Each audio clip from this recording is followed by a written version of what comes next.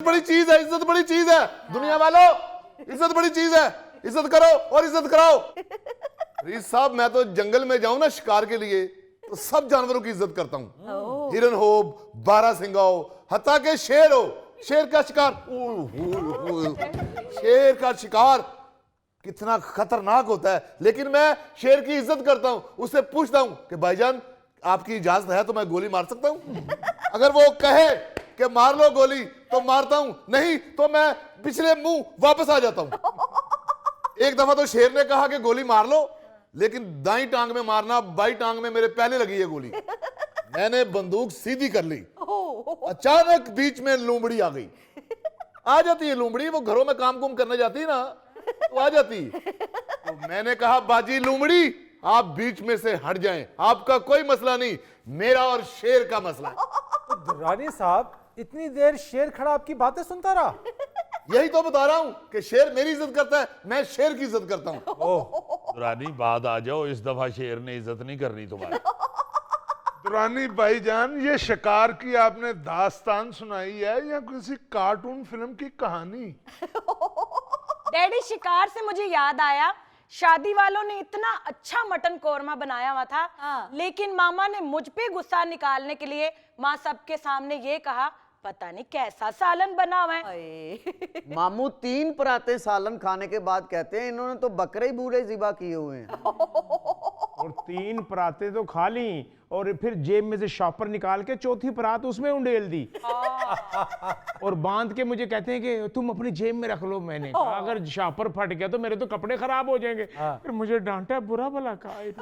अबे वो नलायक, वो सालन नहीं था, बिटिया की गर्म चादर थी शापर में। अबे ओ खुराक के दहशत गर्द, कुछ ख्याल किया करो, कहीं जाते हो तो इज्जत बेइज्जती का भी ख्याल कर लिया करो। हाय हाय मेरे भाई के पीछे पड़ जाया करो, और जो बेइज्जती तुम्हारी बहू ने करवाई है वो तुम्हें नजर नहीं आ रही? सब देख रहा था मैं और सब सुन रहा था। जानबूझ के उधर छोटे छोटे वो टॉप्स पहन के गई है। अच्छा। और पता था इसे कि ये इसकी रिश्तेदार खवातीन है। हाँ। खवातीन के सामने कह रही है कि वो, उसने किसी ने कह दिया कि टॉप्स आपके छोटे छोटे बड़े प्यारे हैं। कहती हाँ जी इतने छोटे बहू ही ला सकती है, ये मेरी बहू के लाए हुए हैं।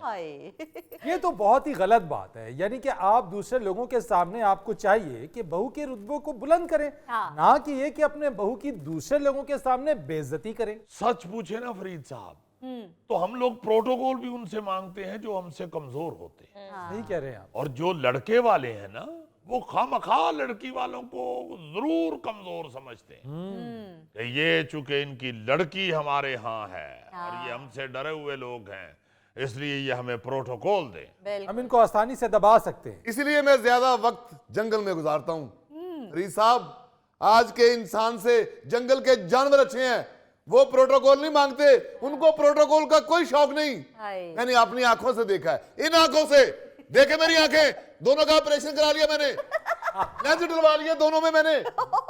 इन लेंस वाली आंखों से मैंने खुद देखा है कि हाथी बड़े आराम से आ रहा है, उसके आगे छोटे छोटे छोटे छोटे हाथी जा रहे हैं। हाथी को कोई मलाल नहीं हो रहा कि मैं मेन हूं, मैं आगे चलूं, नहीं वो आ रहा है। शेर को देखा मैंने सोया हुआ है, उसका बच्चा उसके ऊपर से टाप रहा है, पड़म पड़म। रीस साहब शेर ने ऐसे आंख खोल के देखा है कि कौन बदतमीजी कर रहा है, उसने देखा कि बच्चा एंजॉय करने दो, फिर सो गया। हालांकि शेर जंगल का बादशाह है, उसके ऊपर से कोई टाप सकता है? नहीं, शेर गनमैन भी रख सकता है। जंगल में गनमैन? जी जी मिल जाते हैं। बंदर बंदूक चला लेता है, आपने मदारी के पास देखा होगा बंदर बंदूक चलाता, वो लहदा बात है कि बंदूक चला के वो खुद डर जाता है। शेर को कोई प्रोटोकॉल का कोई शौक नहीं है, कोई जरूरत नहीं है। खुदा के लिए दुरानी जरा मुंह बंद रखा करो, तुम मेरे दोस्त कम और मदारी ज्यादा लगने शुरू हो जाते हो।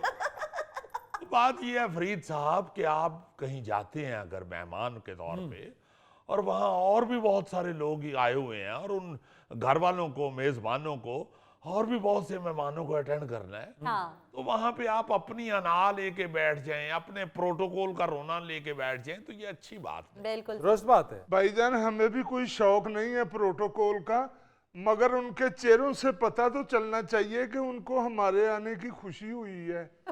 मामू आप तो रहने ही दें, शादी में जितने वेटर थे आधे से ज्यादा तो आपको ही खाना सर्व कर रहे थे। और बाबा निकाह के बाद लोगों ने दुआ के लिए हाथ उठाए तो मामू ने आवाज लगा दी, रोटी खुल गई है। लोगों ने चेहरे पे हाथ भी नहीं फेरे और सब मेजों की तरफ दौड़े। अब भांजे मैंने उनका फायदा सोचा है। 35 मिनट रह गए थे हाल बंद होने में। मामू आपको हॉल की फिक्र नहीं थी, आपको भूख से होल पड़ रहे थे। शर्फू, स्टूपिड बात ना किया करो। ये बात अपने भाई से भी कहा करो। अभी तो मैंने ये नहीं तुम्हें बताया कि जाके गाड़ियों से भी उतरे ही हैं। वो जो पार्किंग में लड़के गाड़ियां लगवा रहे थे उनके मुलाजमीन, उनसे कहना शुरू हो गया ये अब्दुल कि तुम्हें पता है हम कौन है? ये जिनकी बच्ची की शादी हो रही है, इनकी एक बच्ची की हमारे यहाँ शादी हुई हुई। हम इनके समधी हैं, हमारा लड़का है, इनकी लड़की है। यार ये बातें आप मुलाजमीन को बता रहे हैं, क्या हो गया आप लोगों को? भाईजान मैंने उसको ऐसे नहीं कहा था, उसने मुझे खुद पूछा था कि तुम लड़की वालों की तरफ से हो या लड़के वालों की तरफ से। तो मैंने कहा तुम क्यों पूछ रहे हो? तो उसने कहा तुम शक्ल से तो मुफ्त खाने वाले लगते हो। ओ माय गॉड, पार्किंग में इतने इंटेलिजेंट लोग रखे हुए उन्होंने। दुरानी भाई आप तो बात ही ना करें।